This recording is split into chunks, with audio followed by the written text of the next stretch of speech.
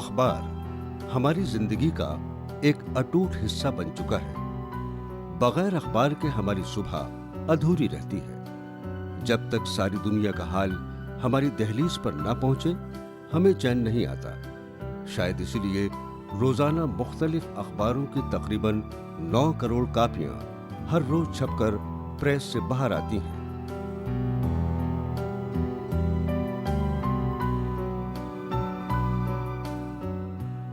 हमारे मुल्क में हर रोज 2130 रोजनामे शाये होते हैं, जिनमें से सबसे ज्यादा यानी 942 हिंदी में और अंग्रेजी में हर रोज 201 अखबारात शाये होते हैं।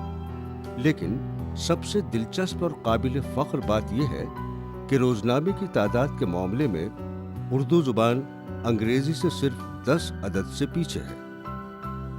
हिंदुस्तान के तूल अर्ज में हर रोज 191 अखबार शाया होते हैं।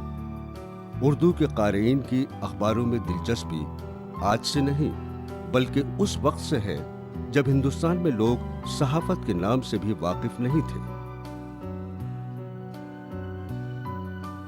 हिंदुस्तान में शायद उर्दू ही वो ज़बान है जिसमें सबसे पहले अखबार निकलना शुरू हुए। अगर उर्दू सहाफ़त की तारीख़ ट्रेस की जाए तो मालूम होगा कि 1857 में न सिर्फ ये कि दिल्ली से 2-3 रोज़नामचे निकलते थे हालात की डायरी की सूरत में, बल्कि मेरठ से मुस्तकिल एक अखबार भी निकलता था जिसके एडिटर अज़ीमुल्लाह थे और जिस अखबार का नाम ग़ालिबन पयाम आज़ादी था। उसके बाद हिंदुस्तान में एक बंगाली ने अखबार शुरू किया, राजा राम मोहन राय ने, कलकत्ता से, लेकिन वो अखबार भी आधा अंग्रेज़ी में और आधा फ़ारसी में हुआ करता था, जामे जहानुमा। तो इस तरीके से उर्दू को ये फ़ख्र हासिल है कि उसने हिंदुस्तान में सहाफ़त को मुतारिफ़ कराया।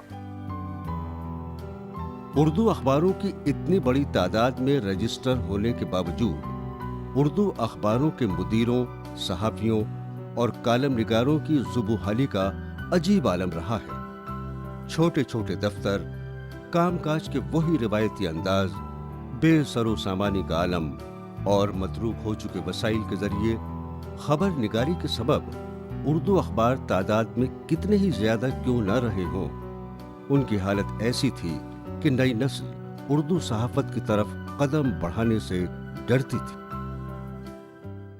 मैं बाज़ ऐसे उर्दू अखबारों को जानता हूँ जिसमें एडिटर और कातिब या एडिटर और कंपोज करने वाला और एक आध दफ्तर में कोई और, वो भी घर के लोगों से काम लेते हैं, कोई मुलाजिम नहीं। इन हालात में एक शख्स है जिसका नाम है अजीज बरनी।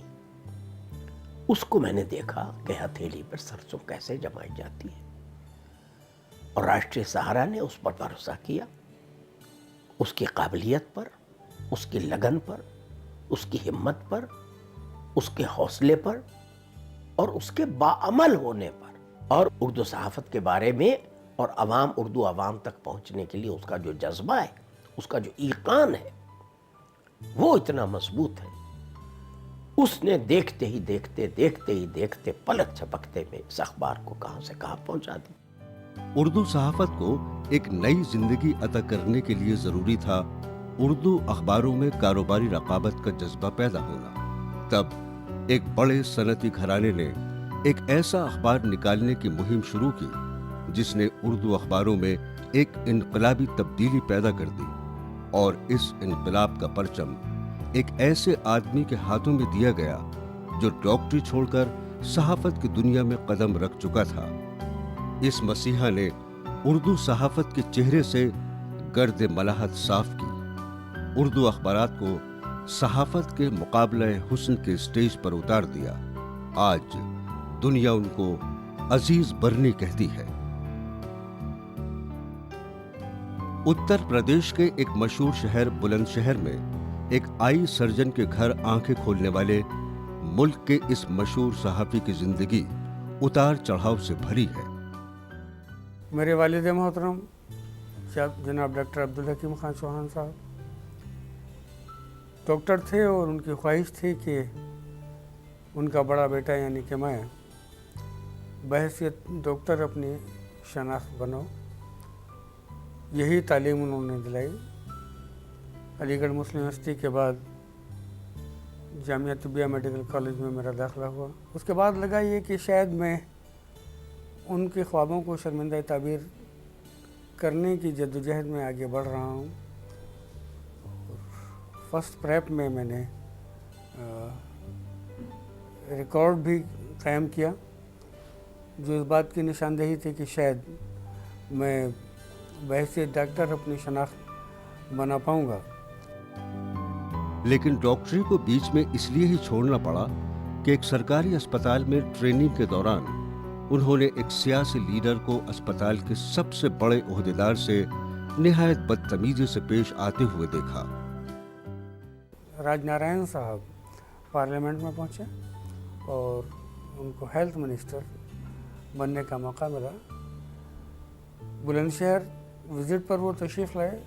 जैसे ही वहाँ पहुँचे उन्होंने सुप्रिटेंडेंट साहब को मुखातिब करके कहा, कौन है यहाँ सुप्रिटेंडेंट? जुमला कुछ मज़े के खेज था, लेकिन किसी ने भी रिएक्ट नहीं किया। आरबी लाल साहब आगे बढ़े और उन्होंने कहा कि मैं यहाँ का सुप्रिटेंडेंट हूँ। एक पेशेंट का नाम लिया। राजनारायण साहब ने कहा कि वो कहाँ है।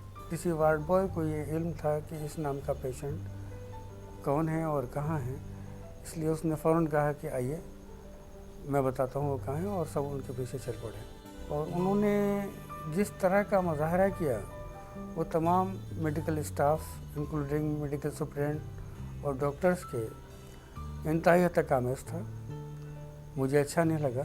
राजनारायण साहब किया हॉस्पिटल विज़िट एक टर्निंग पॉइंट था।